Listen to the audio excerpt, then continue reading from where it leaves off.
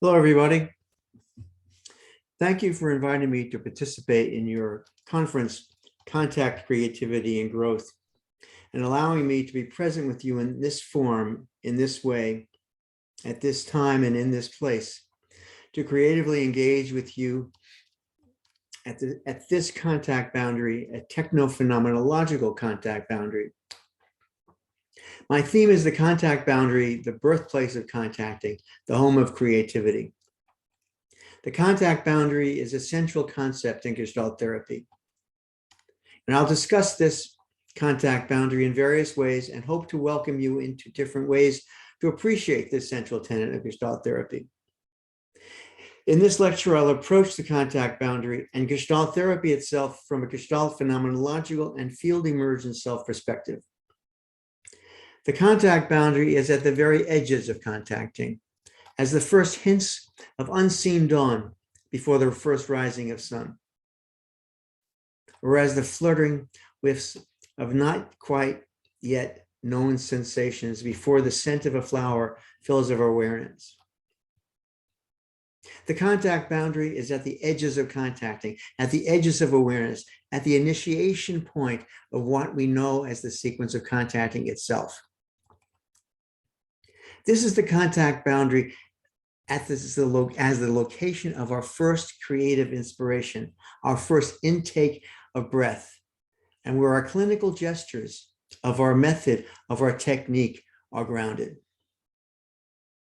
This is the contact boundary of the unstoppable flow of the aesthetic of contacting, as the sparks and the core of human being in the world, without which, well, none of this all makes sense, without which there can be no experience. Contacting creativity. The contact boundary, with all the richness that I have been hinting at, is the 0 point of my concern. It is the starting point and ground for this lecture. And such in and by and even with this lecture, I'll be dancing along the edges of the contact boundary. And I'm going to be inviting you to engage with me in this techno-phenomenological event. So notice the physical sensation, the physical situation that you're in. And breathing in this, the room you're in, who's with you?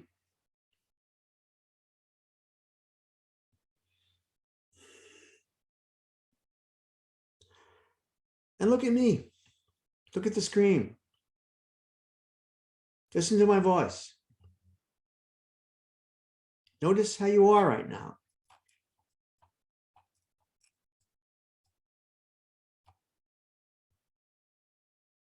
Notice if I'm distant. Notice if I'm close. What changes when you pay attention? What changes when you don't? What's it like for you to hear my English?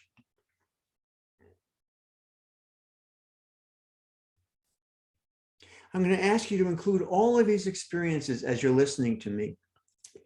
Include your excitement, your tiredness, your disappointment, include anything that comes up for you, as these are contact boundary experiences, of course, because this lecture is also a laboratory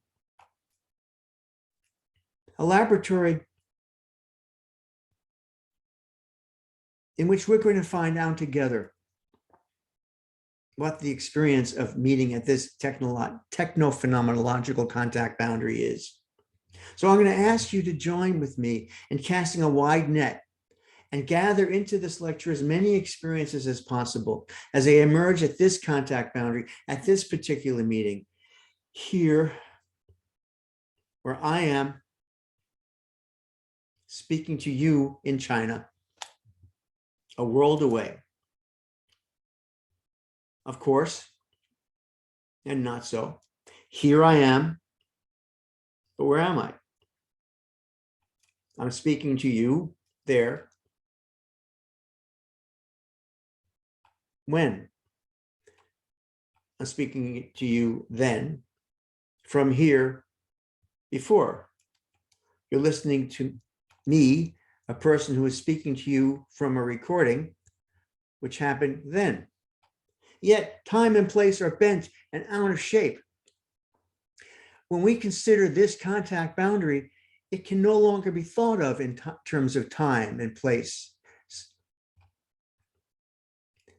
It can only be thought of in terms of what is creatively emerging at these moments with us together.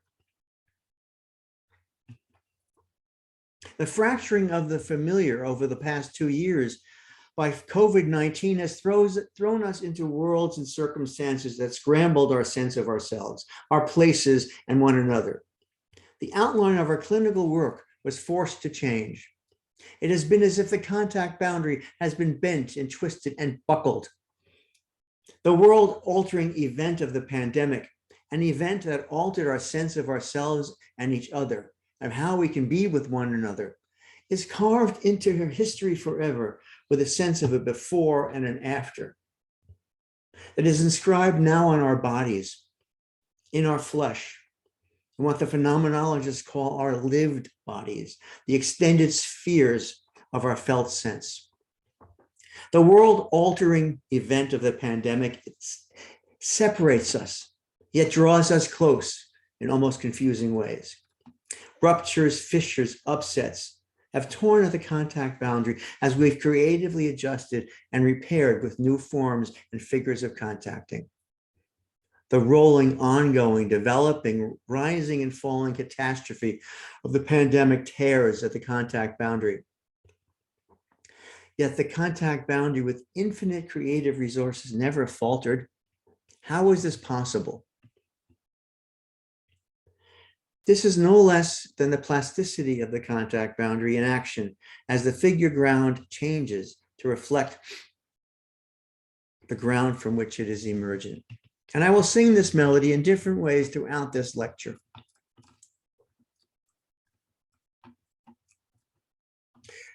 So distill our work, boil it down, and we distill it down to contacting. Take this another step, and we arrive at the contact boundary. And yet again, to the biophysical phenomenal field of possibilities. That world that never stops spinning under our feet, the home of creativity. We clinicians were compelled to isolate during the darkest days of the pandemic, to creatively adjust to the distortions in our interpersonal, intersubjective intimacies and communities. How can we account for our clinical presence now that we were lifted from the enfleshed face-to-face encounter where we share the same light and breathe the same air?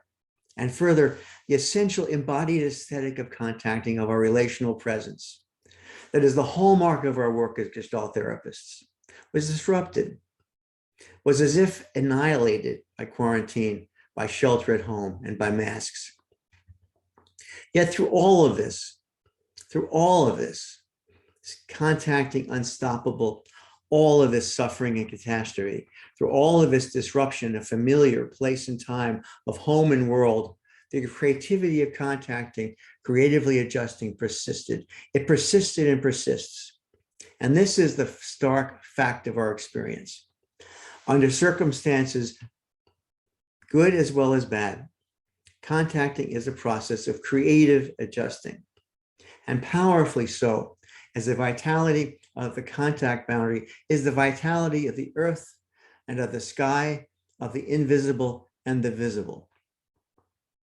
This is the alchemy of the aesthetic of contacting and the artistry of human living. We are alive and creatively present as possible to one another at the contact boundary of telepresence. This technological contact boundary as the creatively adjusting figures of contacting given the limitations and possibilities of these moments. Of any moments, flowers grow in the desert. The aesthetic of contacting shines with all the vitality and brightness and clarity of the situation. This contacting as a source of creativity is like the headwater of a river that flows across the human terrain, shaping, carving, and organizing the world of human living. the home of human persons. It is a contact boundary that shines and sparkles, sings, rustles, stirs, and with awareness and in contacting. It is the contact boundary as the primary location of the dawn of experience that is the embodied basis of contacting. So you are seeing me on a screen in 2 dimensions and not standing in front of me, in front of you, embodied in 3 dimensions. You are seeing me on a screen in 2 dimensions. Yet contacting is unstoppably emerging of this contact boundary. It cannot help but be taking on its own qualities, possibilities, directions, filled with sensed and felt qualities. It is a contact boundary that trembles at the figures of me and you emerge, shift, come and go. As I perhaps lose my 2 dimensions of the screen and gain a 3rd volume, as you come to know me in my voice, in my gestures, in the expressions of my face, in the meaning I am making with my words. As you and I, we are creating some meaning together. We're discovering clarity, maybe getting confused. As I shift in my chair, as I scratch my nose, I get comfortable, hopefully not uncomfortable. And as you stand, as you pay attention, as your attention drifts, these are all creative adjustings. These are all emerging of the contact boundary. These are all creations. We are artists of life. The contact boundary of the field emergent self is the contact boundary that is rich with budding contacting processes, which are whirlpools of forming potential creative adjustments, neither active nor passive, neither here nor there, yet primed and in readiness.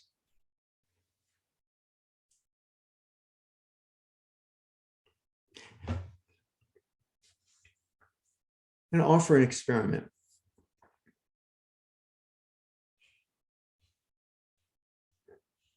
The experiment is for you to participate. If you're willing, take a breath and settle in, whatever that means to you. It means to me that you put your feet on the ground, feel the chair or wherever, your back, get comfortable, because I'm going to ask you to do the next thing. I'm going to ask you to pay attention to your seeing, to what you're seeing and how you're seeing. And I'll take a sip of water.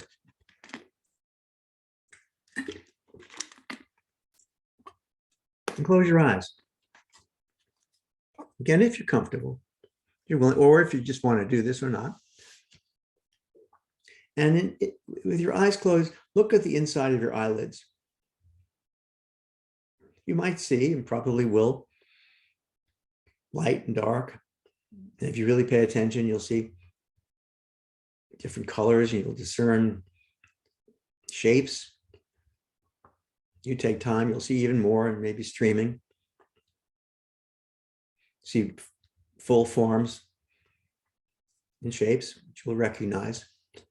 You give them structure. They are structures. I'm going to ask you to take one more step and pay attention to the activity of your seeing. That means I'm going to ask you to pay attention to how you are focusing on your seeing. And then relax your eyes. Open yourself to the sensation as if the sensation is coming to you rather than you going to it. Relax your seeing and let the scene come to you as sensation.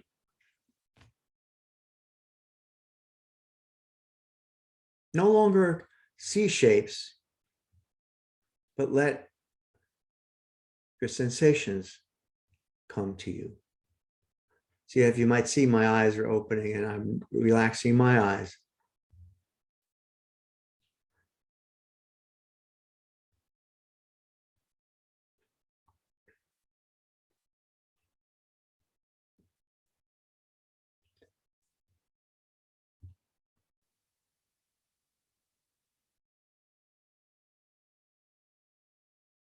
We're grateful for mutes.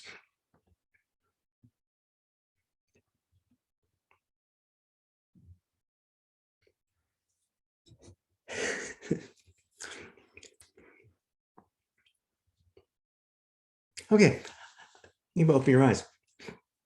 I led you to the edges of the contact boundary.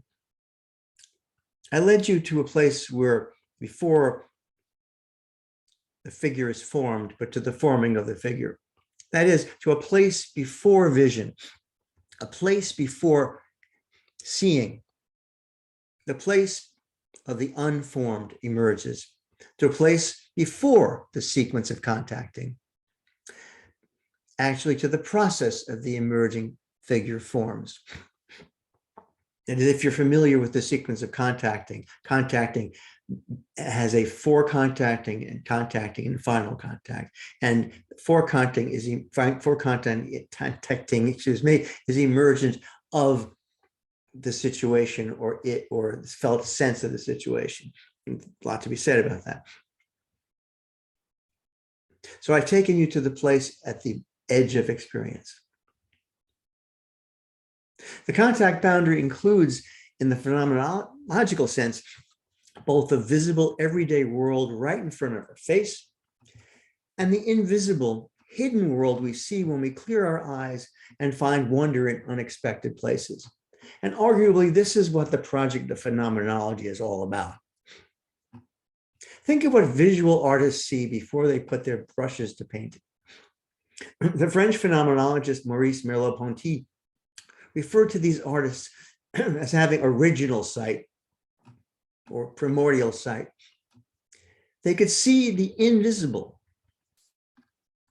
Then they were able to make this invisible visible for us in their created artworks. Then we can think of the unheard harmonies that composers chase to write down in their music, or the shapes embedded in clay or marble that are freed by sculptors, or even the metaphors of poets, which reach out to capture the beauty of unsayable experiences. And then each of us is an artist of our own experiences when the invisible becomes visible in the sequence of contacting, emerges from the unformed rumblings of a contact boundary. And perhaps you had that experience a few moments ago when I asked you to pay attention to the seeing of your eyes. I asked you to let go of the formed figure and paying attention to what was behind the formed figure, the bare sensations prior to your naming them to yourself as shapes. The contact boundary is the location of the invisible prior to the visible, the unheard prior to the heard.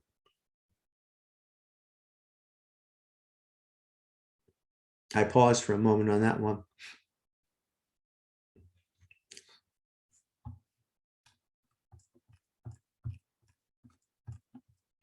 I paused for that to listen the moment to what is beyond the edge of my hearing right now. You might do the same. Because there's a background sound that you haven't heard until you actually reach out and listen to it. But it was there anyway.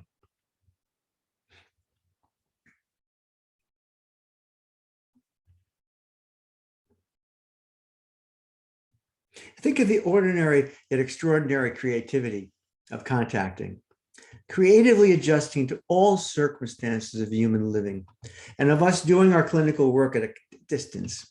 Our clinical work at a distance, at the techno-phenomenological Gestalt therapy. Clinical contacting unstoppably emerging at the contact boundary. We human beings are artists of life, and the contact boundary sparks contacting as its source of inspiration.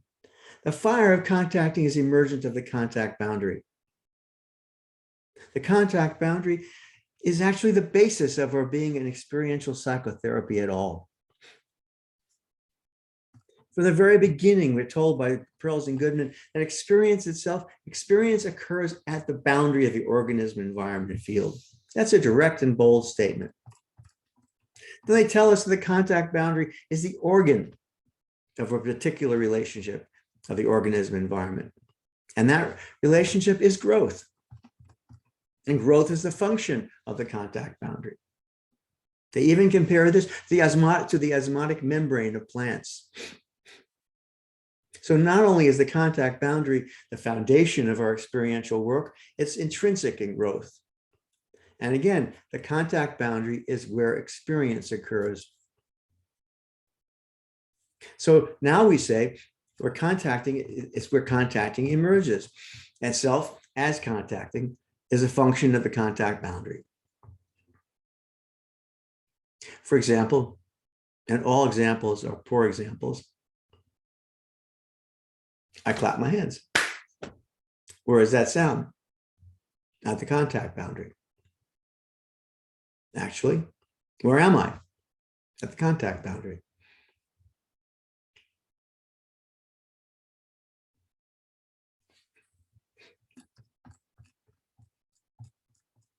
In terms of the field emergent model of self, in which self proceeds along a temporal sequence, self originates at the contact boundary, first as a diffuse experience of the felt sense of the field or situation.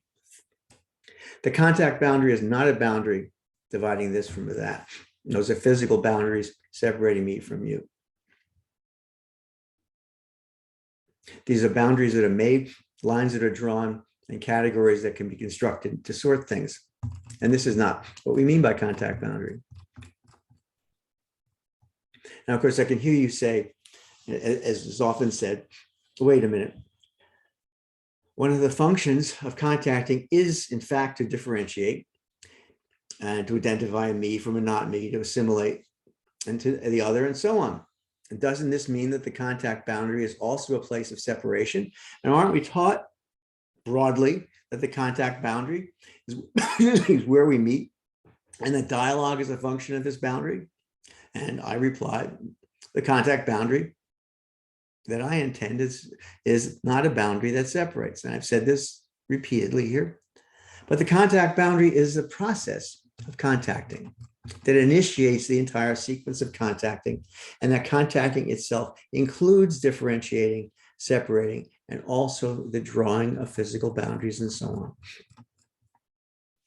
The contact boundary that is involved in the process of identification and alienation reflects the activities of ego or I functioning of self and is not the origin of experience.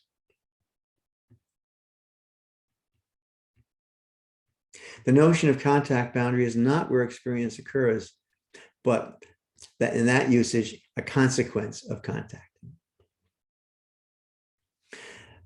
The contact boundary is the location in the phenomenological sense, the location of the emergence of experience, the sequence of contacting. As I have been saying and now stressing again, it is a place that can be, it is without a place that can be marked, measured, or mapped. It is neither material nor immaterial. And I greet you once again at the contact boundary. So another poor example, as all examples must be.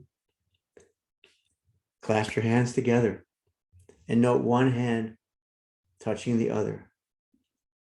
One hand is touched and the other is touching. Feel your experience what it's like to be the touched hand. Bring all your awareness to the touched and now to the touching. Can you experience the boundary of the touching and the touched? That contact boundary where experience is? Now reverse it.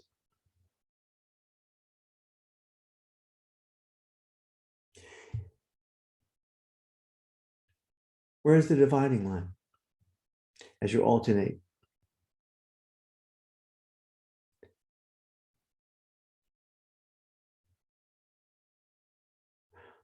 This is the shifting experience of the contact boundary.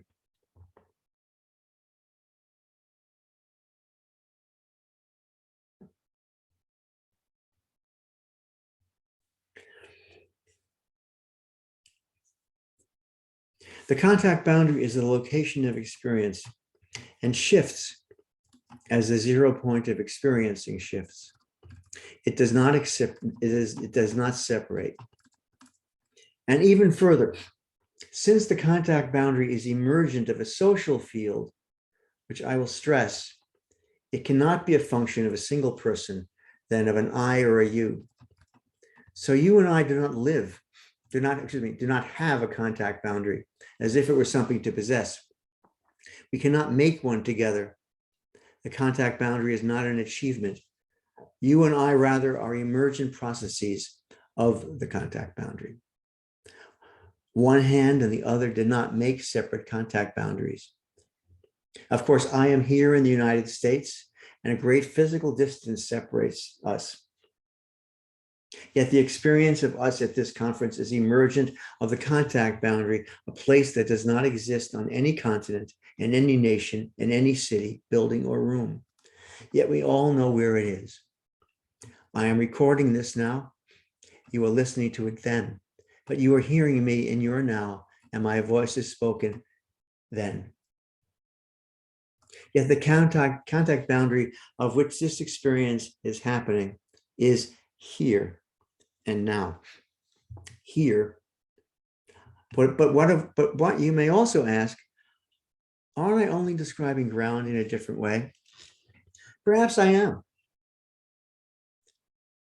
Perhaps not. Because if I am, I'm describing it in a phenomenological way. And if I am, I'm bringing our attention directly to experience itself. The contact boundary, as I propose it now, is the basis for the experience of ground. The contact boundary emerges of the ground. That is, it is the phenomenal dimension of the ground. Phenomenologists might say this is how the ground presents itself to experience or appears. That is, there is no contact boundary without ground, but no figure ground process, Gestalt process, without a contact boundary. We don't experience the ground. The contact boundary is the possibility for the experience in its first presentation. As such, it is the very aesthetic membrane of experience itself, the sensitive surface of the interaction of the organism and environment. The sensitive surface of the interaction of the organism and environment.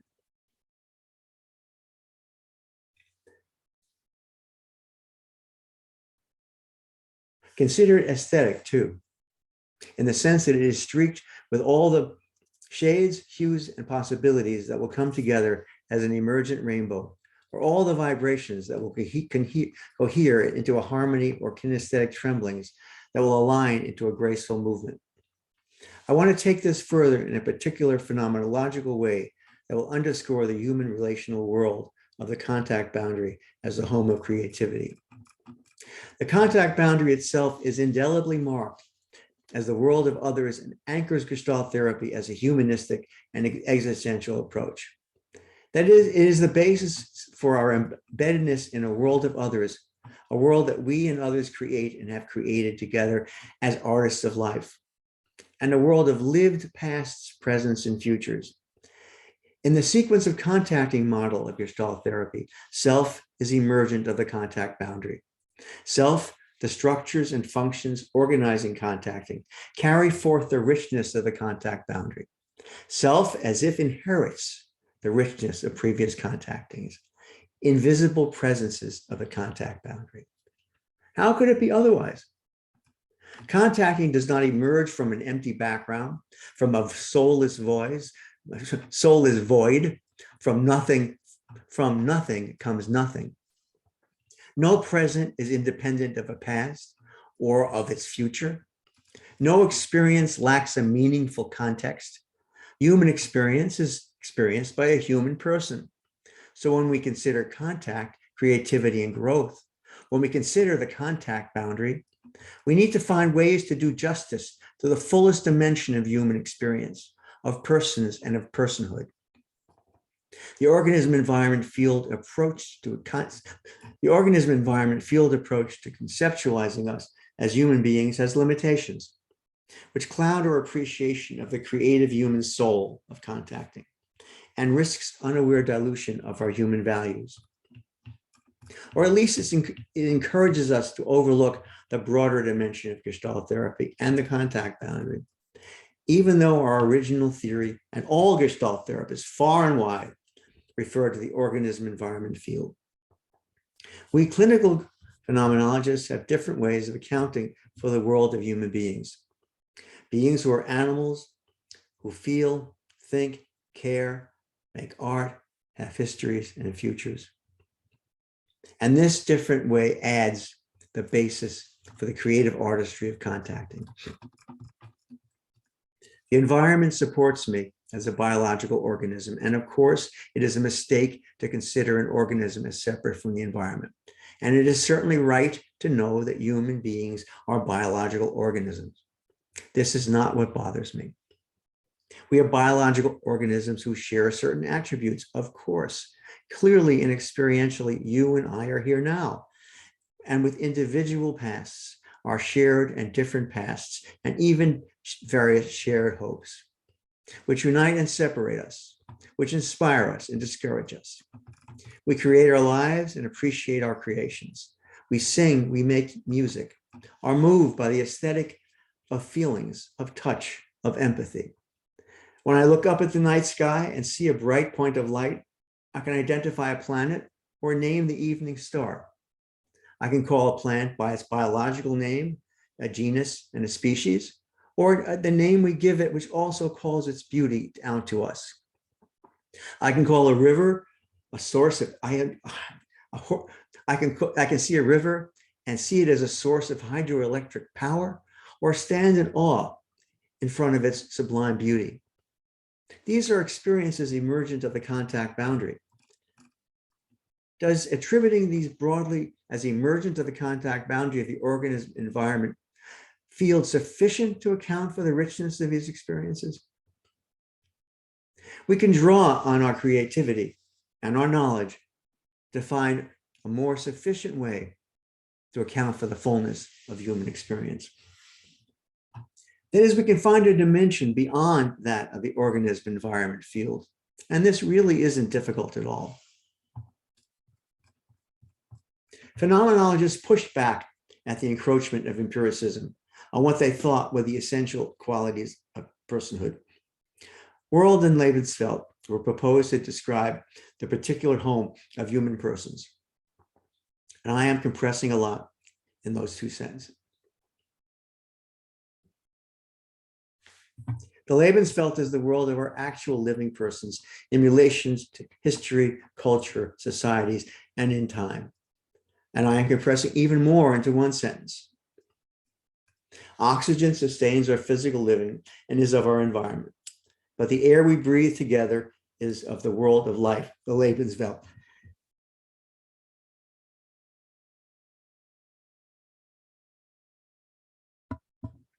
The contact boundary of our meeting at this lecture, bursting forth with meaning and feelings, is not merely of the environment, but is of the meeting of our worlds, the Lebenswelt, my world and your world.